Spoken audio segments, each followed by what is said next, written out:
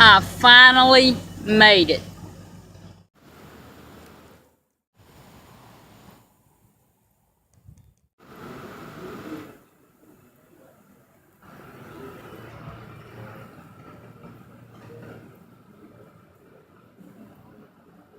During the Vietnam War, I wore one of those bracelets. It had Lieutenant Colonel Leonard Lee on it. I watched each plane as they came back in, looking for him. I removed the bracelet when the war was over, and when I visited Arlington back in August, I found his name, and he had died in 1968.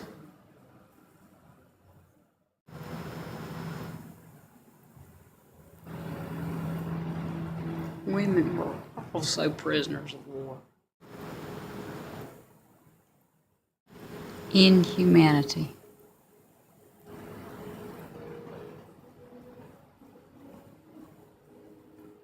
We've all heard of the Geneva Convention.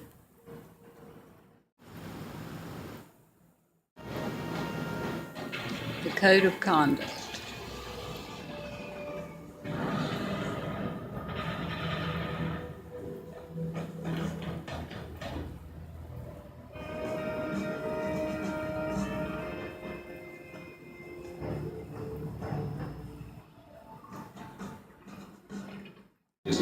This area is just large walls with different period of POWs. And they're standing there in uniform.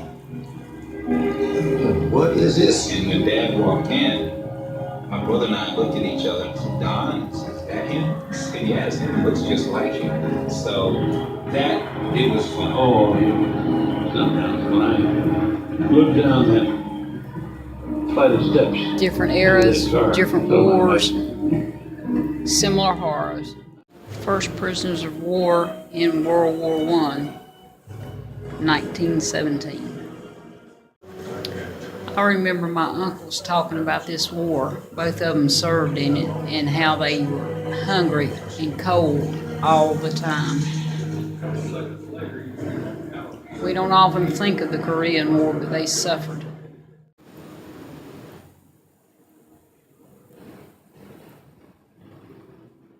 It seems that all prisoners of war have starved.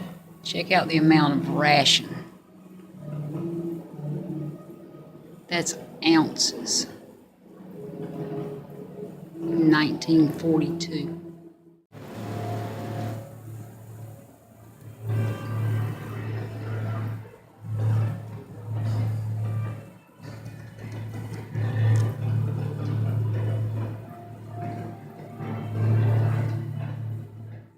A prisoner of war cell.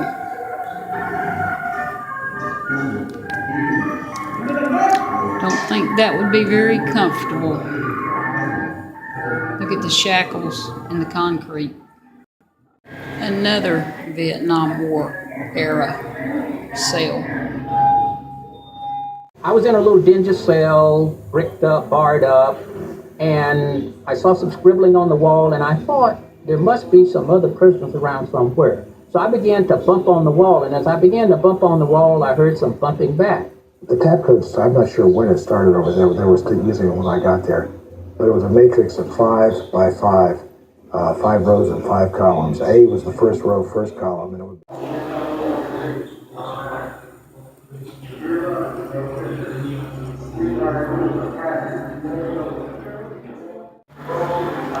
Vietnam rules.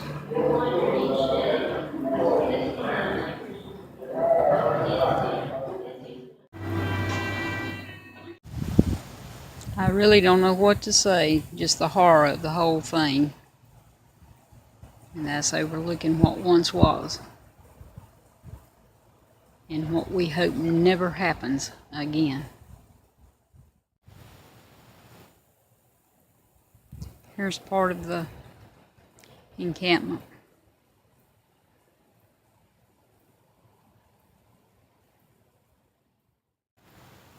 This just shows an old picture of it. And this is just a replica of it. You'll notice the guards' towers. And when they came, there was no protection. They used whatever they could to make makeshift shelters.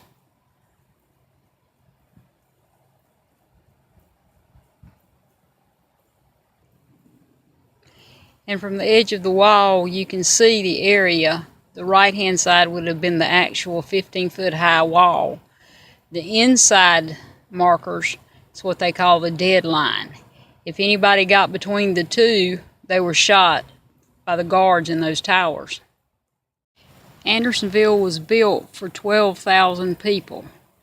At its largest capacity, there was 33,000. A total of 45,000 men passed through here, 13,000 of which didn't leave here alive. So there was very cramped quarters. Again, built for 12,000 and its max held 33,000 at one time. Here's the story of the stream or the branch. I'll show you that to you in a second. Now this spring supplied the water for all of those prisoners, guards. It was the water source and it was also the latrine. No wonder disease was rampant. Divine intervention.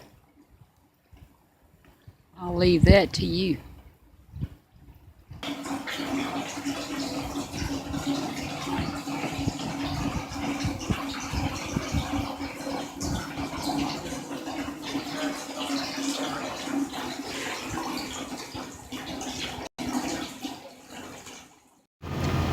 This gives you a better idea of the size of it.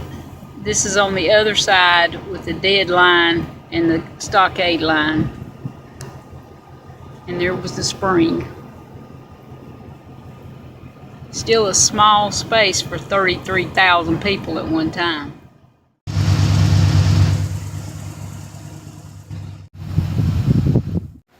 Even the raiders have their own place